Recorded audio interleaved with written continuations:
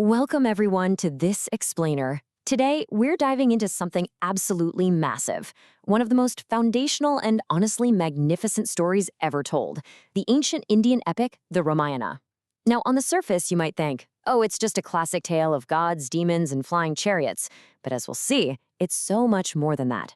It's this incredibly complex, timeless dilemma about human responsibility. It's a story that literally asks us to weigh the heavy cost of absolute perfection against the very real, beating heart of human emotion. Okay, let's dive into this. What would you sacrifice to be the perfect human? Would you give up your wealth, your home, your family? What about your own happiness? This right here is the massive philosophical hook that really sets up the staggering stakes of our narrative today.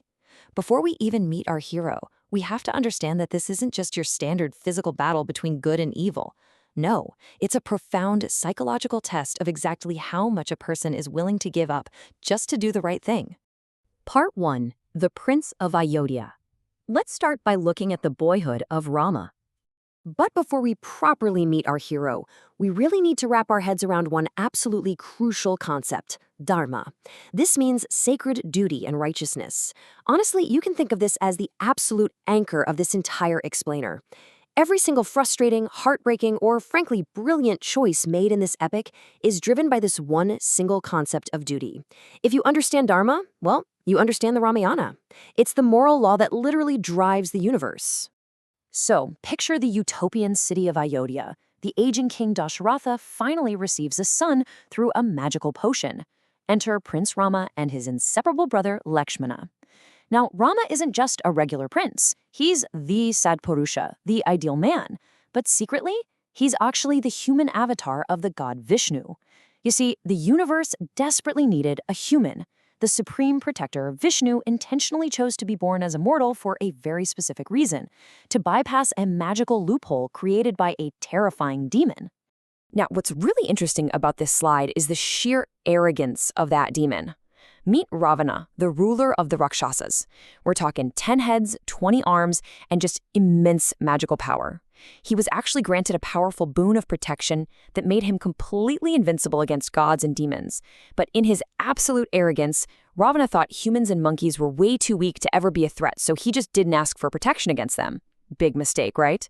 This left him completely vulnerable to our human hero, Rama, who was growing up incredibly strong, even proving his might by effortlessly snapping the ancient, famously unliftable bow of the god Shiva just to win the hand of his beautiful bride, Sita. Part 2. The 14-year exile. Leaving Ayodhya. So the peace of Ayodhya is suddenly shattered by palace intrigue. A jealous maid tricks the queen into cashing in an old promise, demanding Rama's banishment right before his coronation. Let's trace the devastating fallout of this choice.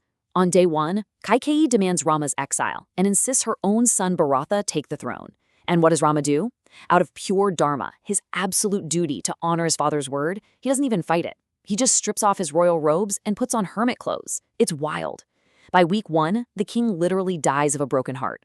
Fast forward to month 1, and Rama's brother, Bharatha, tracks him down. But Rama refuses to return until his 14-year exile is up. Bharatha actually refuses to usurp his brother, placing Rama's sandals on the red and gold throne to rule in his name. Then we jump to year 10. Rama, his devoted wife Sita, and his fierce brother Lakshmana have completely embraced their exile, wandering deep into the wilderness. Just notice the stark contrast of this new reality. On one side, you have Ayodhya, this beautiful utopia of jeweled palaces, peace, and spiritual study. And on the other, the Dandaka forest, a terrifying, barren wasteland of dead trees prowled by flesh-eating demons. It is an incredibly harsh reality, but Rama, ever the protector, doesn't flinch. When a she-demon attacks Sita, Lakshmana cuts off her nose and ears. In retaliation, her brothers lead an army of literally 14,000 demons against our heroes, and Rama, armed with his divine weaponry, single-handedly slaughters the entire army. Part 3. The Demon King's Revenge. Ravana Strikes Back. Let's move to and see how this builds. Enraged by the slaughter of his warriors and the disfigurement of his sister, Ravana decides to strike Rama where it hurts the absolute most. He sets up the perfect trap. First, a magician transforms into a stunning golden deer to lure Rama deep into the woods.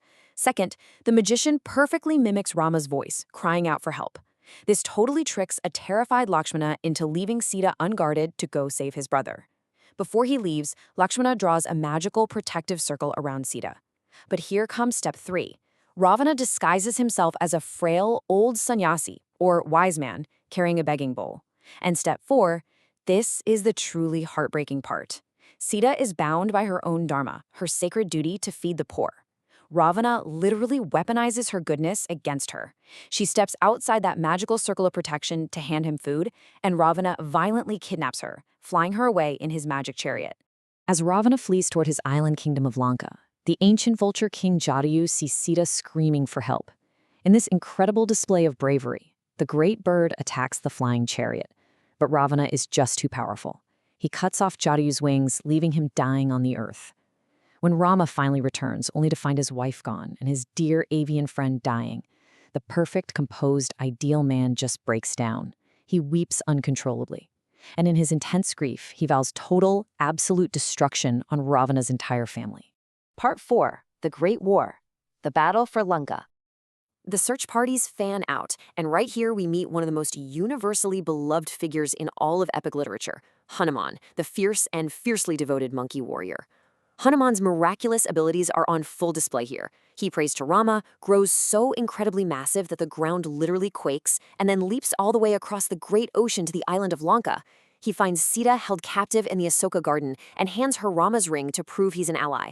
And before leaving, Hanuman actually lets himself get captured just so Ravana's guards will set his tail on fire. He then uses his flaming tail to burn the city of Lanka to the ground. Ravana's evil is so glaringly obvious at this point that even his own brother, Vibhishana, defects to Rama's side. The sheer scale of the epic clash that follows is staggering. Nala and the monkey army build a massive bridge of stone and wood across the ocean in just 5 days. The battle is absolutely brutal. At one point, Ravana's invisible son, Indrajit, uses poison arrows and nearly kills our hero brothers. But Hanuman flies all the way to Kailasa Mountain, uproots an entire hill of medicinal herbs, and carries the whole thing back to heal the army. Finally, a totally exhausted Rama is given a secret by a sage. Worship the heart of the sun to regain his strength. His power renewed, Rama fires the ultimate weapon, the Brahma missile, which explodes right in Ravana's chest, killing the demon king and ending the war. And this brilliantly illustrates how nature, magic, and supreme devotion ultimately overpowered Ravana's millions of demons. Part 5. The Heavy Price of Dharma. The Return to Ayodhya. The war is won, but the true tragedy of the perfect king is just beginning. You see, the ancient texts ask, what is a king? Kings cannot be blamed or ridiculed. They are beyond doubt. Back home in Ayodhya, ugly rumors begin to spread among the citizens. They start whispering that because Sita lived in the palace of another man, even as a captive, she is tainted. Now, Rama knows in his heart that she's completely innocent, but as the ideal king, his dharma dictates that the crown must remain entirely above suspicion. To maintain the purity of the throne for his people, he is forced to make the ultimate heartbreaking sacrifice. He banishes his perfectly innocent, beloved wife back to the forest. As she is being taken away, an advisor named Samantra speaks this incredibly profound ancient wisdom to Sita. He says, all the universe is assigned to be read rightly. This world is like a breath on a mirror. It does not last. Have patience. This quote really grounds the agonizing tragedy of the moment. It reminds Sita, and really reminds us as the viewers, that earthly suffering, painful separation, and even unjust rumors are just temporary illusions in the grand scheme of cosmic time. And so we reach the incredibly poignant, sorrowful conclusion. Out in the forest, Sita gives birth to Rama's twin sons, Kusa and Lava. As they grow, they are taught the story of their father, the Earth's very first poem, the Ramayana itself, by a hermit named Valmiki. Years later, those twins travel to Ayodhya and sing this very poem to Rama, briefly reuniting the fractured family. But when Rama asks Sita to prove her purity to the kingdom once more, she refuses. She has simply had enough. She calls upon Mother Earth to swallow her whole, finally escaping the endless judgments of men. Heartbroken, Rama rules for 1,000 years, bringing total peace to the earth, before finally stepping into the Sarayu River, shedding his mortal form and returning to heaven as the god Vishnu. So the crucial point is, we are left with this heavy, beautiful paradox. Is true righteousness worth the ultimate personal sacrifice? Rama was the perfect son, the perfect warrior, and the perfect king. He fulfilled every single duty the universe ever asked of him. But to achieve that absolute perfection, he lost the one person he loved most. The Ramayana challenges us to look at our own lives, our own sense of duty, and ask what we are truly willing to give up for the sake of what is right. Thank you so much for joining me on this incredible journey through the Ramayana. Keep questioning, keep learning, and I'll catch you in the next explainer.